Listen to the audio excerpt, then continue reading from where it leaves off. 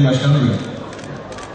Efendim bu albüm Büyükşehir Belediye Başkanımızın Esenler'e geldiği ve gerçekten kameralara yansımış bütün görüntüleri içeren bir albümdür. Kendisine bu albüm dolusu değil, yürekler dolusu teşekkür ediyoruz.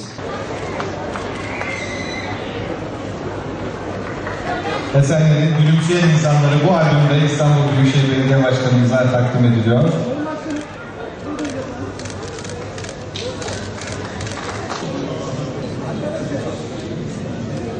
Ben mi abi?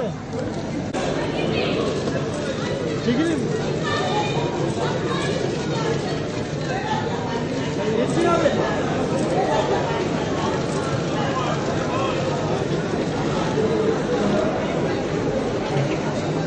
Bu çiçekleri onlar layıklar.